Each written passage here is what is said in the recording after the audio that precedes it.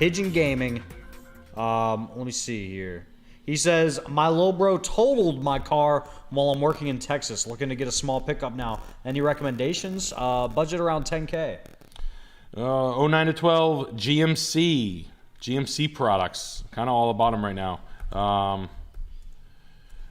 8-9 grand. The Chevy GMC Toyota, obviously. 06 Toyota Tacoma Crew Cab, you'll be fine. Or first gen Honda Ridgeline, maybe. I don't think you're gonna find it for 10 grand. 10's kind of a hard point for yeah, trucks. it's a hard number. Yeah. 04, 06 Rangers in mint condition. That's a cool one if you want a V6 Ranger. 05, 456 Fords. I mean, pickups and whatnot. Jeremy Hynek says, nice haircut, Jet. Hey, thank you, Jeremy. Thank you, bro. He says, Nick, I just got hired for sales at Acura in Groton, Connecticut. Nice. Any tips? It's my first sales job. Who am I going to be selling to? How do I find a mentor there? And what do people want in an Acura? Thank you for getting me here up to this point. No, appreciate it, man. Acura is a great brand. It's one of those brands where I like the customer more than I liked anything else. They're like practical millionaires is what they're called. People that don't give a about cars.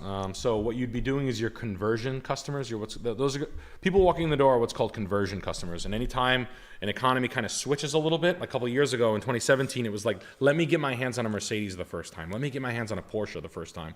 Those are called conversion customers. You're converting them, people who did the right thing in 2011, 12, 13, 14, 15, 16. Now they got a couple of bucks in their pocket. They're ready to get out of their Subaru, Honda, Toyota. They did all the right things. And now, for whatever reason, luxury went ho. Their price point comes down. They open the doors to flood the market. So now that you have these CRV drivers driving Mercedes, and now essentially they're going back. So what you're going to do is you're going to catch a conversion customer that was inside a luxury line. Now they're going back down, but they're not going to go to Honda. They're going to go to Acura. They're going to go to Lexus. They're going to go to like those entry premium, they call it. Honda. Acura is well positioned, the best position out of all of them. Infinity's not a good company, but they'll go to Infinity out of a Mercedes because they got a headlight bulb. This is 3 years later. That Mercedes now has 42,000 miles on it. Okay? They're walking themselves back out of the door because they can't believe how much a mirror is. All right? So tell that to your customer. You know what I mean? Those are, and it's just a practical reality. Just people went up to the luxury line. They were like, this sucks. The people who I saw at restaurants that had Mercedes sucked. Those people aren't me. I'm actually just a normal person. I'm going to go to a Honda, but I like some of the bells and whistles out of the luxury line. Do you have something? Oh, bang, there's Acura. And guess what? The price point is never, they've never been, and their cars actually look good. A-Spec MDX is the one to go, the weird colors, but sell accessories. That's the trick. Acura buyers love accessories. We got I'm Link123 with a 25. Hey Nick, I own a 16 C300 from when I used to make money. I'm now unemployed to start my own business. Extended warranty just ran out and thieves smashed my window Saturday. Time to trade in for something modest. Thank you, gents, very much. Yeah, it is. Yeah, go get yourself a Civic lease or something. Get out of that. I'll trade you my 14 C300. No, 300C. This is a C300 Mercedes. He's got I'll still trade him. I'll trade you square. I'll trade you my Chrysler 300. That's the second year of the new body style. Yeah, I wouldn't be fucking with that thing. I'd get rid of that thing if I were you. You don't want to be holding that thing outside of warranty. That is hell on earth, my man. Cigar Leather Daddy. That's our guy right there. Me. He's one of our guys, all right? 2020 Outback, the lease is up in November. $500 a month payments for the next 3.5 years. Dealership is trying to get me into a new Outback, thinking of finance, $17,000. What should I do? I think they want my car. How can I use this to my gain? Find out your lease buyout and then find out the relative value of it. Basically, when you do a lease, your car has a number on it. So say your car is $40,000 and then they have an agreement to buy it back from you for $26,000. You can buy your car back for $26,000. That car might be worth $30,000. So you have $4,000 in equity. They might also have what's called, we refer to it as trunk money. That's rebates. Okay, so there might be some program cars. They're trying to probably put you in a car that has the biggest program on it, meaning one of the cars has like loyalty retention, something like that, where they can buy down the next lease rate or finance rate, where they can basically give you money towards it to make the deal even sweeter. They're probably trying to bury it and hide it from you. But basically, you probably have a little bit of equity, maybe 10%, maybe not, I don't know. If so, and you don't like your car and you want something new, go for it. If you like being in a new car, if you want to just buy something wholly, you don't care. If you don't care about your car, buy your car. That's probably the move. If you don't give a shit, want something new, get something new. You're probably leaving $3,000 on the table. They want it. It's not a bad thing to access it, but your interest rate's going up, your payments, financing 17 grand. What the fine there where you're going to finance 17 grand? You're going to put 5 grand down and use your equity? Basically, the number that you want is how much do you owe and how much is your car worth? That's the discrepancy. And then just be transparent and be above board with it. Thank you. Friend, thank you. Cigar Leather Daddy with the follow-up. The 2020 Outback limited buyout is $17K. Kelly Blue Book says it's worth $28K on the low end.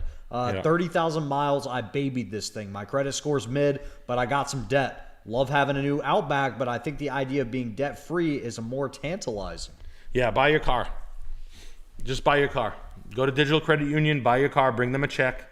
That's all. You have 10 grand of equity, so that means you'll even if it sinks down to 24 grand, you're still way ahead. You're not going to be in a position like that. You just got a freebie from the car business. Revel in it. Don't buy a new car. Your interest rate will go up. Your credit will be more highly impacted. For what? What's the you do that could possibly push you? Subaru's styling is so bland.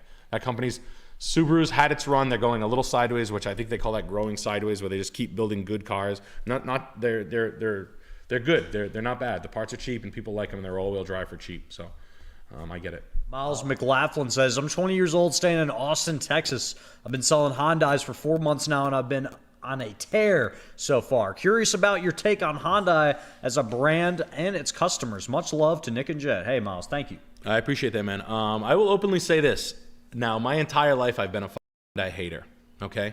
The design language has always been homogenized where they literally regurgitate the highest end elements of every car and put it on their car. Now, cut to 2023, Hyundai is sprinting. I will say it openly. That Kia Telluride is a hit. I don't want to admit it, but it sells, all right? That's kind of what I'm always keeping my eyes on. The Maverick is a hit. The Telluride, Mercedes, BMW, everybody got fancy with their large SUVs. Hyundai was waiting there for them. And they were like, I have one for $55,000, $58,000 that actually looks pretty good. I got to say that they had that guy from Oakley and the red cameras come out and design cars from the new Hyundai Ioniq. The design language is all its own and it's good. And if they make that cool electric supercar that they're going to make, which I hope they do. I don't think they will, but if they do, that'll be a big deal. Hyundai is going to eat some lunch this time, and I'm serious. They got to bring their price point back down normal. They have to push their leasing out, but I think they might have it under a handle if Honda stays boring and Toyota keeps making the Crown, which is nuts. So we'll see. We'll see. Gas Huffer with the 25. Yo, Nick and Jet, just paid off my 98 Subaru Forester and my R word for wanting to get a new truck. Does it even make sense to lease? I make over $100K. Yeah. You just paid it off. You're in a position. You don't like it. Get a truck. Trucks don't tend to fall in value as much. Just buy it right. One of the truck manufacturers will pull their pants down and start playing ball soon. Don't know how true or how fast, but it's happening. Just don't know when.